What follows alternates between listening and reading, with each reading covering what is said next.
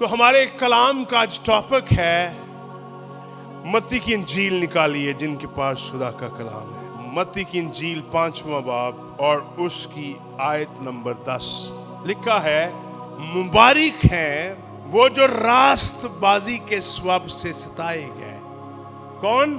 सारे बोलिए, मुबारक हैं कौन बोला? वो जो रास्तबाजी के स्वभाव से क्या गए, क्योंकि आसमान की बादशाही उन्हीं की है। मिलके बोलिए, आसमान की बादशाही किन की है? एक दूसरे से बोलिए, कौन? अगर आप दुआ या कलाम पढ़ने से या चर्च जाने से सताए जाते हैं तो आप मुबारक हैं। जुल्म सितम आएंगे, ये कोई अनोखी बात नहीं है। ये हमारी मसीही जिंदगी का हिस्सा है। दुख आएंगे। यीशु मसीह यूहन्ना की इंजील 15वें बाब की 20वीं आयत में कहते हैं, अगर उन्होंने मुझे सताया तो वो तुम्हें भी सताएंगे। अगर उन्होंने मुझे दुख दिया तो वो तुम्हें भी दुख देंगे। और यीशु मसीह ने तो ये भी कहा कि लोग मेरे नाम की खातिर तुमसे अदावत रखेंगे। जब मेरा नाम जुड़ जाएगा तुम्हारे साथ तो दुनिया तुमसे अदावत रखेगी, दुनिया तुमसे नफरत करेगी, दुनिया तुम्हारे दुश्मन हो जाएगी। दूसरा तीमुथियुस, मैं पढ़ूंगा नहीं हवाले, आपने सुनते जाना है, हमारे पास टाइम की कमी है। दूसरा तीमुथियुस 3 बाब की 12वीं आयत में लिखा हुआ है, वो सब दुख उठाएंगे जो मसीह के लिए जिएंगे। वो सब लोग, ये हवाला पढ़ लें बस यही, फिर अगले हवाले नहीं हम पढ़ेंगे। तो मेरे साथ निकालिए दूसरा तीमुथियुस, जिनके पास बाइबल मुकद्दस है निकालिए दूसरा तीमुथियुस 3 बाब की 12 आयत। निकाल लिया है? कितने लोगों ने निकाल लिया है?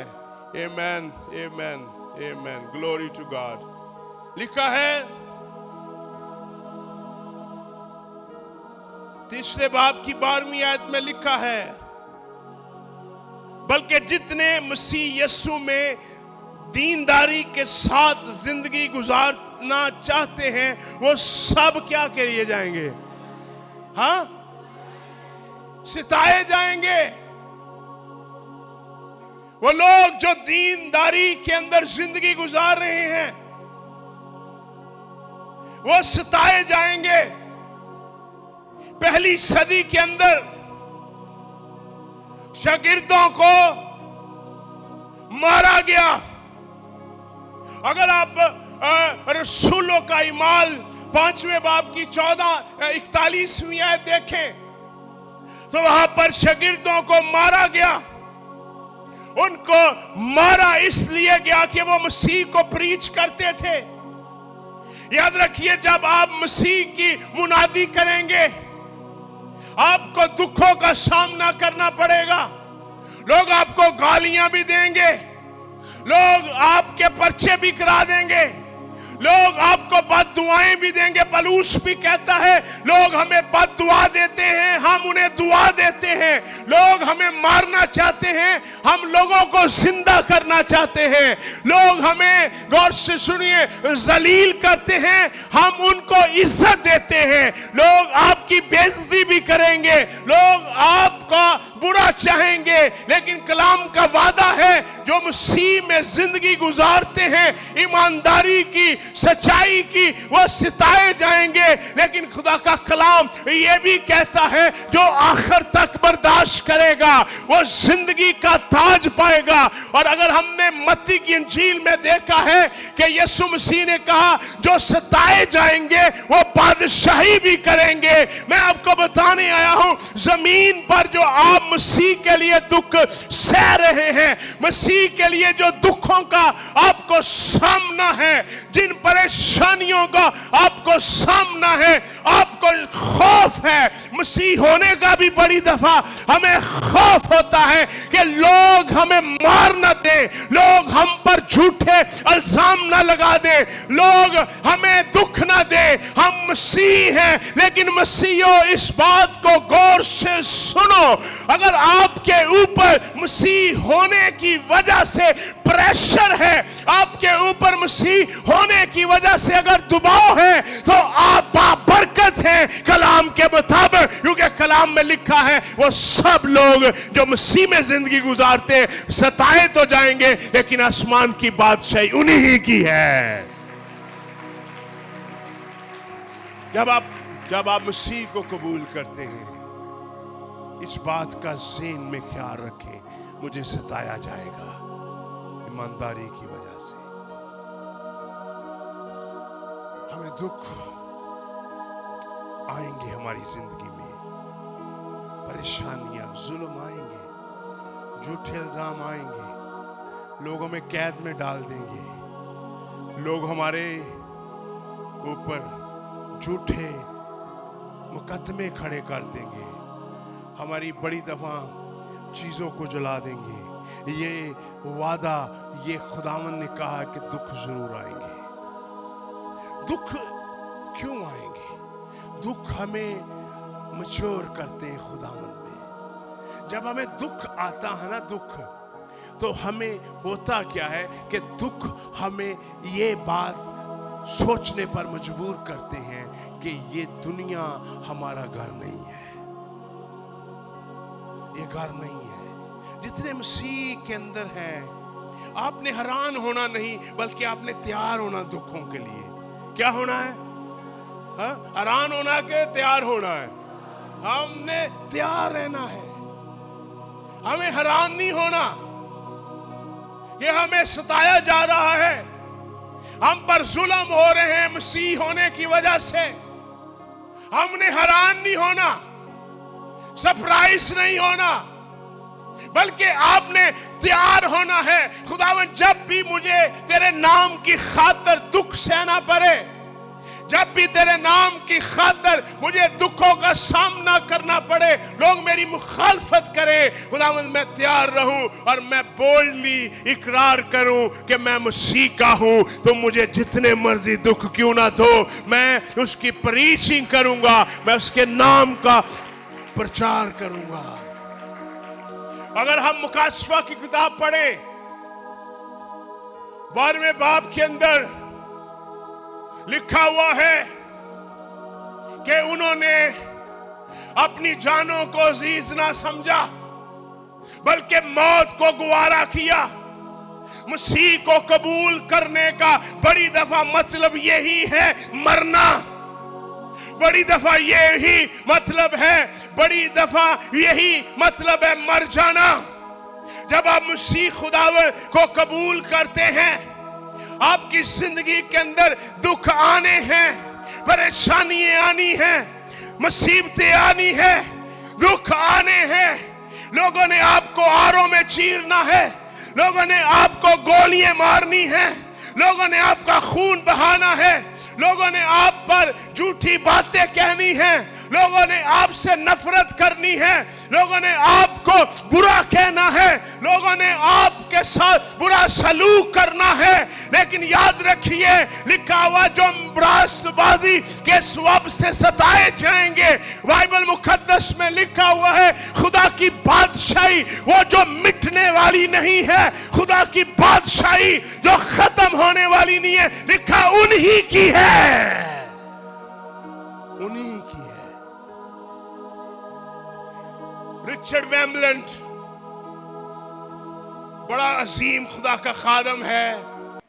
1909 के अंदर रोमानिया में पैदा हुआ और 2001 के अंदर उसकी डेथ हुई। रिचर्ड वेम्बलैंड, शौर से सुनिए रिचर्ड वेम्बलैंड की कहानी क्या है। रिचर्ड वेम्बलैंड जब 1945 के अंदर कम्युनिस्ट एक ग्रुप था रोमानिया के अंदर, रोमानिया इस वक्त क्रिश्चियन नेशन है, लेकिन 1945 के अंदर ये कम्युनिस्ट स्टेट थी और इसको कम्युनिस्ट क्या करते थे, गौर से सुनिए, कंट्रोल करते थे। उस कम्युनिस्ट कम्युनिटी ने सारे पादरियों को इकट्ठा किया 1945 के अंदर। जब उन्होंने इकट्ठा किया तो उन्होंने कहा अब हम आपको बताएंगे कि हम आपने किस तरह चलना है, अब हम आपको बताएंगे कि आपने किस तरह हमारी हुकूमत को सपोर्ट करनी है। वहां पर एक पास्टर था, उसका नाम था रिचर्ड वेम्बलैंड। उसकी बीवी का नाम सेबेना था और वो रिचर्ड वेम्बलैंड की बीवी थी। उन्होंने वहां पर तस्वीर रखी यीशु मसीह की और उन्होंने थूकना शुरू कर दिया। सारी कम्युनिस्ट फौज ने उस तस्वीर पर थूकना शुरू कर दिया। उसकी बीवी बोली, अरे मेरे हस्बैंड, मैं ऐसे आदमी को नहीं मानूंगी, वो मेरा शौहर नहीं हो सकता जो मसीह के लिए खून ना बहाए। उसने कहा उठ और इनकी मुखालफत कर। उन्होंने उसकी तस्वीर पर थूकना शुरू कर दिया यीशु मसीह की और उसकी बीवी ने उसको एनकरेज किया। उसने कहा उठ और इनकी मुखालफत कर, इनकी मुखालफत कर, क्योंकि ये तेरे मसीह की मुखालफत कर रहे हैं। क्योंकि कलाम में लिखा जितने दीनदारी की जिंदगी गुजारेंगे वो सारे ही दुख उठाएंगे। जो मसीह के अंदर दुख उठाएंगे वो जलाल पाएंगे और जो जलाल पाएंगे उनको कोई भी डिफीट नहीं कर सकता। उसकी बीवी ने कहा उठ और इस गवर्नमेंट के खिलाफ खड़ा हो जा। सुनिए, उसने जब खड़ा हुआ उसने कहा मैं इस कम्युनिस्ट स्टेट के साथ डिसएग्री करता हूं। उसने कहा we serve Christ not communist. बहुत से पादरियों ने कॉम्प्रोमाइज कर लिया रोमानिया के अंदर 1945 के अंदर। हुआ क्या हुआ, सुनिए। उस बंदे को फिर उन्होंने जेल भेजा। लिखा हुआ खुशी मनाना क्योंकि आसमान पर तुम्हारा अजर है। हाँ, रिचर्ड वेम्बलैंड को उन्होंने अरेस्ट किया 1948 में, जब पाकिस्तान को बने हुए 1 साल था। उसको अरेस्ट किया, उसको जेल में डाला गया और जब जेल में डाला गया उसको उस जेल में रखा गया 3 साल जहां पर कोई खिड़की नहीं थी और छोटी सी जेल में उसको 3 साल रखा गया। और उसने कहा, उसका जुमला सुनिए, उसने कहा अकेला मैं जेल में ठंडा, भूखा और गंदे कपड़ों के साथ हर रात, इधर देखिए, उसने ये जुमला बोला। उसने कहा मेरे कपड़े गंदे थे, हर रात मुझे सर्दी लगती, हर रात मैं भूखा रहता और मेरे कपड़े के चितड़े उड़ चुके थे। लेकिन वो कहता हर रात इन 3 सालों में, हर रात इन 3 सालों में किसी से वो नहीं मिला। लेकिन वो कहता हर रात 3 सालों में ऐसा कोई दिन नहीं आया इन 3 सालों में जब मैंने उछल उछल के दुआ नहीं की। और जब मैं उछल उछल के दुआ करता, मैं मसीह को अपने पास देखता। मैंने 3 सालों में ऐसा कोई दिन नहीं आया जब मैंने 3 सालों में उछल उछल के दुआ नहीं की। और उसने कहा, उन्होंने मेरी रोशनी छीन ली, उन्होंने मेरा सूरज छीन लिया, उन्होंने मेरे नए कपड़े छीन लिए, लेकिन वो मेरा मसीह मुझसे नहीं छीन सके, वो मुझसे मेरा मसीह नहीं ले सके। और बाद में उसने एक किताब लिखी, अ torture for Christ, international best cell book की है रिचर्ड वेम्बलर की। रिचर्ड वेम्बलर 3 सालों में उछल उछल के दुआ करता। कैसी मोहब्बत होगी मसीह के साथ। हमारे पास म्यूजिक है, हमारे पास कीबोर्ड है, हमारे पास रोशनी है, हमारे पास खिड़कियां हैं, हमारे पास डांस नहीं है, उसके पास ना साउंड सिस्टम है, ना रोशनी है, ना खिड़की है, ना कोई दोस्त है, लेकिन फिर भी वो उछल रहा है, फिर भी वो खुदावंद के लिए जज्बाती है, मस्सा से भरा हुआ है, क्योंकि उसका दिल मसीह की मोहब्बत से भर चुका है। जो मसीह की मोहब्बत से भर चुके हैं वो ये समझते हैं इस दुनिया की कोई भी चीज हमें मसीह की मोहब्बत से जुदा नहीं कर सकती। पलूस कहता, कौन मुझे मसीह की मोहब्बत से जुदा करेगा? क्या दुख करेगा, क्या परेशानी करेगी? कोई है ऐसी चीज है? हर रात वो नाचता था। रोशनी के बगैर जिंदा रहना बड़ा मुश्किल है, खिड़की के बगैर। आपको पता, किसी भी घर में खिड़की बड़ी बरकत है, लेकिन उन 3 सालों में कोई खिड़की नहीं थी, कोई विंडो नहीं थी। उसको क्या होना चाहिए था? डिप्रेशन में होना चाहिए था। इधर लोगों में रह के डिप्रेशन में है, वो अकेला है, डिप्रेशन में नहीं है। इधर लोग फैमिली में रह के डिप्रेशन का शिकार है, लेकिन ये बंदा ना खिड़की है, ना हवा है, ना रोशनी है, लेकिन मसीह खुदावंद अंदर है। और हुआ क्या? उसके जिस्म पर ऐसी कोई जगह नहीं थी जहां पर कटिंग का निशान नहीं था। उसके नेल काट दिए गए, उसके सर को काटा गया हथौड़े के साथ, उसके जिस्म को फाड़ा गया। रिचर्ड वेम्बलर दुनिया का बहुत बड़ा खादम हुआ है। रिचर्ड वेम्बलर बड़ी अजीम शख्सियत है। टॉर्चर फॉर क्राइस्ट उसकी किताब है, बड़े अजीम। अगर हम अपनी खिदमत को देखें तो हमारी खिदमत बिल्कुल जीरो है उन अजीम लोगों के सामने जिन्होंने मसीह की खातिर दुख सहा और अपनी जिंदगी को अजीज ना समझा, बल्कि अपनी जिंदगी को मसीह के लिए दे दिया। हाँ, असी बड़ी दफा सोचने मेरी बड़ी खिदमत है, झाड़ू मार लिया, कलाम सुना लिया है, असी सोचने असी बड़ी खिदमत कर रहे हैं, जुतियां ठीक कर लिया, किसी ने पानी पिला दिता, दुआ कर ली। और बड़ी दफा हम सोचते हैं हमारी बड़ी खिदमत है, लेकिन याद रखिए खिदमत तो उन्हों की है जिन्होंने अपनी जानों को अजीज ना समझा, बल्कि मसीह खुदावंद की खातर अपनी जिंदगियों को दे दिया। पलूस और सलास हमारे सामने एक रोल मॉडल है। और रसूलों का इमाल 16वें बाब में जेल में है। कहाँ जेल में है? बैंड लगाए गए हैं, कोड़ों में बांधे हुए हैं, लेकिन पलूस और सलास लिखा है। पलूस का मतलब, पलूस पी से शुरू होता है, प्रेयर पी से शुरू होती है, सलास एस से शुरू होता है, सिंगिंग एस से शुरू होती है। उसने कहा तू गा, मैं दुआ करूंगा।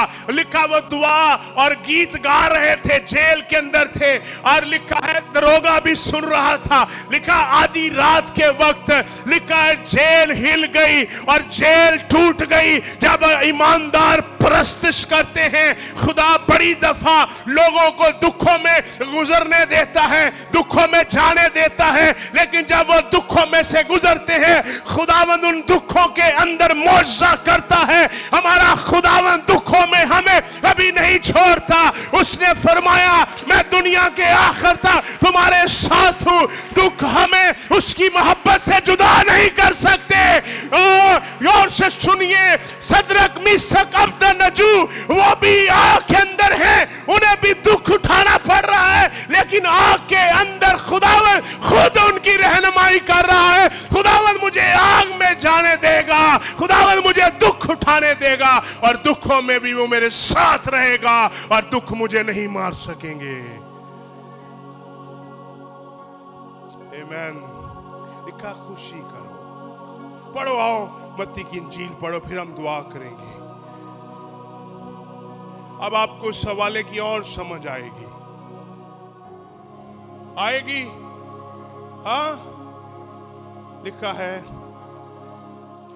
मेरे पीछे पढ़िएगा सब।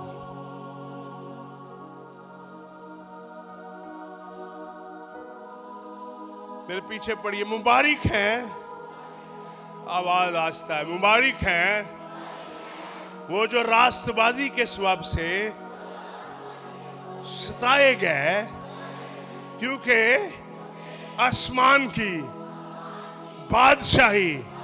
कौन सी बादशाही? किधर की बादशाही? किधर की बादशाही? किधर की बादशाही? किधर की बादशाही? मैं आसमान की बादशाही के लिए जी रहा हूं। आसमान की बादशाही उन्हीं की है। जब मेरे स्वभाव से लोग तुमको लान तान करें और सिताएं और हर तरह की बुरी बातें तुम्हारी निस्बत नाहक कहेंगे, तो तुम मुबारक होगे। कब मुबारक होगे? जब लोग तुम्हारे बारे में नाहक बातें कहेंगे तो तुम। और आगे लिखा, खुशी करना। क्या करना? क्या करना? खुशी बोलो, क्या करना? कब? जब लोग सता रहे हैं तो हमें रोना चाहिए। असी तो रोने अज तो इट्टां दे बदले इट्टां, किसी ने इट मारी, साडा दिल करदा पत्थर चुक के मारी उन्होंने। खुशी करना और नहायत शादमान होना, क्योंकि आसमान पर तुम्हारा, इसलिए कि लोगों ने उन नबियों को भी जो तुमसे पहले थे, इसी तरह वो हर रात नाचता था। रिचर्ड वेम्बलन 14 साल वो कैद में रहा और फिर क्या हुआ सुनिए। फिर अमेरिकन गवर्नमेंट ने उसको वहां से छुड़ाया, अमेरिका की गवर्नमेंट ने। फिर रिचर्ड वेम्बलन को उन्होंने अमेरिका के कांग्रेस के अंदर मौका दिया कलाम सुनाने का। जो दुख उठाते हैं फिर वो आम लोगों के सामने नहीं, फिर वो बड़े लोगों के सामने खड़े होते हैं। जो दुख उठाते हैं, अगर आप रास्तबाजी की खातिर दुख नहीं ना उठा रहे तो आप नीचे ही रहेंगे, लेकिन अगर आप दुख उठा रहे हैं तो आप आसमान की बादशाही में बड़े होंगे। आमीन है। ईमान, दुख आपको दुख आप से मसीह छीन लेगा। हाँ, छीन लेगा। यस, तो दुख आपसे यीशु ले लेगा। और एक बात मैं फिर करके आखिरी बात, अगर आपके पास किताब है लिख लें। सुन लें पहले, जब उसको उन्होंने 3 साल मारा, जब वो अकेला कैद में होता नाचता था, जब उसको 3 साल उन्होंने मारा तो वो दुआ क्या करता था? सुनिए उसकी दुआ। कितने लोग उसकी दुआ बड़ी, उसने कहा ये मैं नहीं हूं जिसने उनको माफ किया, साल अगर आपको कोई मारे लगातार, आप उसको माफ करेंगे? हाँ? एक दिन अगर आपको कोई बुरा कह दे, आप उसको नहीं माफ कर सकते। उन्होंने उसके जिस्म को फाड़ा, तो उसने जो दुआ की 3 साल, वो दुआ उस किताब में लिखी हुई है। वो दुआ का मैं जुमले बोलने लगा। उसने कहा, ये मैं नहीं हूं खुदावन जो उनको माफ कर सकता हूं, और ये खुदावन मैं नहीं कर सकता, लेकिन मसीह खुदावन जब तू मेरे अंदर होता है, मैं उन्हें भी माफ कर सकता हूं जिन्होंने मुझे अज़ियत दी है। ये उसकी दुआ थी। और जो जिन्होंने उसको मारा 3 साल लगातार टॉर्चर किया, उसने उन सबको माफ कर दिया और उनको ये बताया कि यीशु तुम्हारे लिए मरा है, उसको अपनी जिंदगी दो आसमान की बादशाही के वारिस में। 3 साल लगातार उसको उन्होंने मारा, 3 साल। तो अगर हम देखें अपना लेवल, तो हम कहां पर हैं अभी?